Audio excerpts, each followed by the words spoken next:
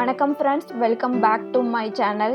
எங்கள் வீடியோவை தொடர்ந்து பார்த்துட்டு வரவங்களுக்கு ரொம்ப நன்றி. வீடியோ எல்லாத்தையும் ஸ்கிப் பண்ணாமல் ஃபுல்லாக பாருங்கள். இப்போ இந்த வீடியோக்குள்ளே போகிறதுக்கு முன்னாடி எங்கள் சேனலை சப்ஸ்கிரைப் பண்ணிக்கோங்க.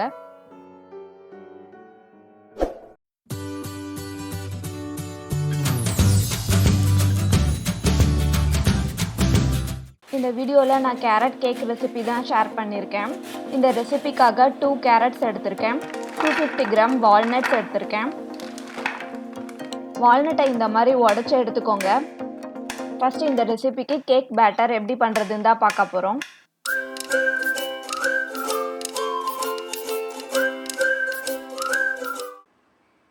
இங்கே கேக் பேட்டர் பண்ணுறதுக்காக மைதா 160 கிராம் எடுத்திருக்கேன். Baking soda 1/4 teaspoon, baking powder 1/4 teaspoon,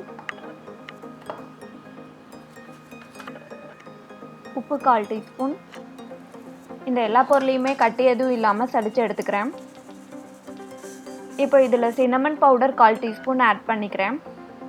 வீட்லேயே சின்னமன் பவுடர் பண்ணுறதுக்கு பட்டையை வறுத்து அரைச்சி எடுத்துக்கோங்க. நெக்ஸ்ட் இன்னொரு பவுலில் மெல்டட் பட்டர் 1/4 கப் எடுத்திருக்கேன். இது ஆப்ஷனல் தான்.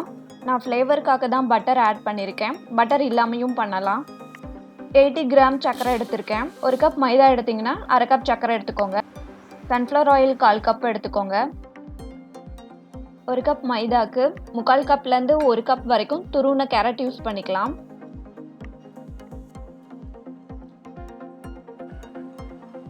பால் 1/4 கப் எடுத்துக்கோங்க. இந்த எல்லா பொருளையும் ஒரு விஸ்க் வச்சு நல்லா கலந்துக்கோங்க. இதில் இருக்க சர்க்கரை கரையிற வரைக்கும் கலந்து எடுத்துக்கோங்க. ஆல்ரெடி நம்ம சலிச்சு வச்ச பொருள் எல்லாத்தையும் இதோட கொஞ்சம் கொஞ்சமாக சேர்த்துக்கலாம்.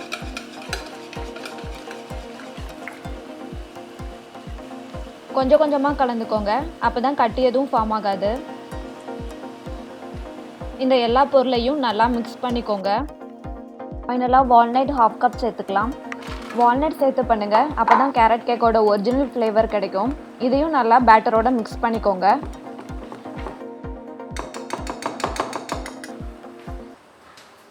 இங்கே நான் 6 இன்ச் கேக் பேன் எடுத்திருக்கேன். பேனில் ஆயில் அப்படி இல்லைன்னா பட்டர் விட்டு நல்லா ஸ்ப்ரெட் பண்ணி எடுத்துக்கோங்க. கொஞ்சமாக மைதா மாவு போட்டு ஸ்ப்ரெட் பண்ண ஆயில் மேலே படுற மாதிரி தட்டி எடுத்துக்கோங்க. நீங்கள் கேக் பண்ணுறதுக்கு வேறு எந்த ஃப்ளாட்டான பாத்திரம் வேணாலும் எடுத்துக்கலாம். கலந்து வச்ச பேட்டரை இப்போ கேக் பேனில் ட்ரான்ஸ்ஃபர் பண்ணிக்கலாம். ஏர் பபிள்ஸை அவாய்ட் பண்ணுறதுக்கு இந்த மாதிரி தட்டி எடுத்துக்கோங்க. இங்கே நான் கேக் பண்ணுறதுக்கு இட்லி குக்கர் தான் யூஸ் பண்ணியிருக்கேன். தண்ணி நல்லா கொதிக்க ஆரம்பிச்சதுக்கு அப்புறமா கேக் பேனை இட்லி குக்கருக்குள்ளே வச்சுக்கலாம்.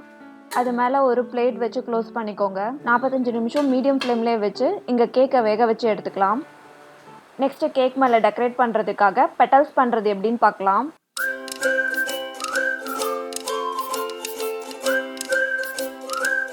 இங்கே பெட்டல்ஸ் பண்ணுறதுக்காக இந்த மாதிரி கேரட்டை நீளமாக சீவிக்கோங்க. சீவின கேரட்டை மிடில் ஃபிங்கர் வச்சு இந்த மாதிரி ரோல் பண்ணிக்கோங்க. இது மேலே இன்னொன்றையும் இதே மாதிரியே ரோல் பண்ணிக்கோங்க.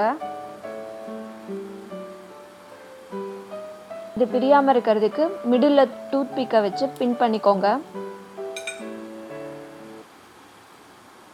நெக்ஸ்ட்டு ஸ்மால் சைஸ் பெட்டல்ஸ் பண்ணுறதுக்கு சின்னதாக சீவின கேரட்டை அதே மாதிரியே ரோல் பண்ணி எடுத்துக்கோங்க.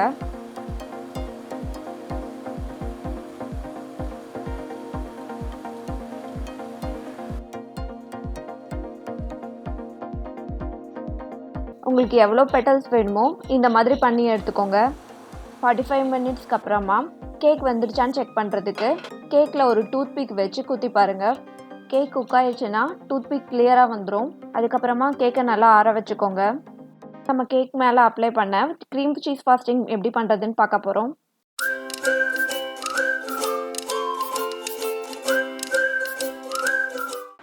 இந்த ஃப்ராஸ்டிங் பண்ணுறதுக்கு 220 கிராம் க்ரீம் சீஸை ரூம் டெம்பரேச்சரில் வச்சு எடுத்திருக்கேன். நெக்ஸ்ட்டு 50 கிராம் ரூம் டெம்பரேச்சரில் இருக்க பட்டர் எடுத்திருக்கேன். இது ரெண்டையும் நல்லா மிக்ஸ் பண்ணிக்கிறேன்.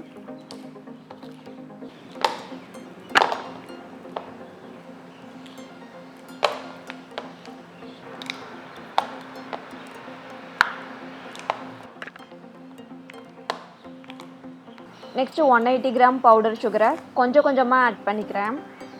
கேக் செய்ய ஸ்டார்ட் பண்ணுறதுக்கு முன்னாடியே 180 கிராம் சர்க்கரையை மிக்சியில் பவுடர் பண்ணி எடுத்துக்கிட்டேன். லம்ஸ் எதுவும் ஃபார்ம் ஆகாத மாதிரி ஒரு விஸ்க் வச்சு நல்லா பீட் பண்ணி எடுத்துக்கோங்க.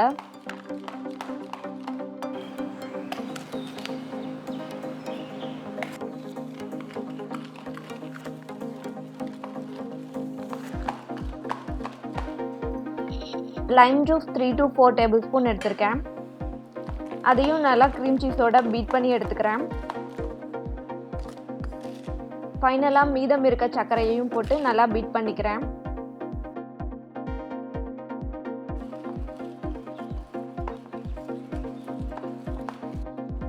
நமக்கு நல்லா க்ரீமி டெக்ஸ்சர் கிடைக்கிற வரைக்கும் இந்த க்ரீம் சீஸை பீட் பண்ணி எடுத்துக்கோங்க.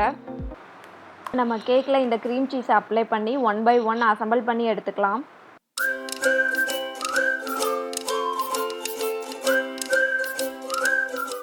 இங்கே நான் இதே மாதிரியே இன்னொரு கேக் பண்ணி எடுத்திருக்கேன். கேக் ரெண்டும் நல்லா ஆறுனதுக்கு அப்புறமா அது மேலே இந்த மாதிரி க்ரீம் சீஸ் அப்ளை பண்ணிக்கோங்க. கேக்கோட சைட்லேயும் க்ரீம் சீஸ் அப்ளை பண்ணிக்கோங்க. இங்கே நான் நைஃப் யூஸ் பண்ணி தான் கேக்கை ஃபுல்லாக அசம்பிள் பண்ணேன். இந்த க்ரீம் சீஸை கொஞ்சம் கொஞ்சமாக அப்ளை பண்ணி இந்த கேக்கை அசம்பிள் பண்ணிக்கோங்க. ஃபைனலாக எல்லா க்ரீம் சீஸையுமே ஆட் பண்ணி கேப்ஸ் எதுவும் தெரியாத மாதிரி அப்ளை பண்ணிக்கோங்க. நீங்கள் இந்த நைஃபை யூஸ் பண்ணி இந்த மாதிரி தான் அப்ளை பண்ணேன்.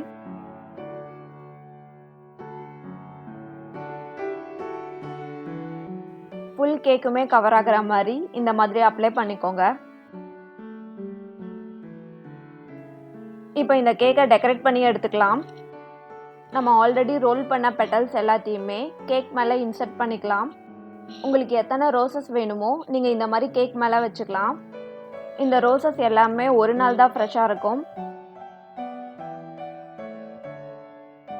நெக்ஸ்ட் இங்கே ரோஸோட லீஃப்காக புதினா தான் யூஸ் பண்ணியிருக்கேன். மீதமான வால்நட்ஸ் எல்லாத்தையுமே கேக்கை சுற்றியும் இந்த மாதிரி டேப் பண்ணி எடுத்திருக்கேன். ஸோ அவ்வளோதான், இந்த கேரட் கேக் ரெடி ஆயிடுச்சு. இந்த கேரட் கேக் ரெசிபி வீடியோ உங்களுக்கு பிடிச்சிருந்தா எங்கள் சேனலை சப்ஸ்கிரைப் பண்ணிக்கோங்க.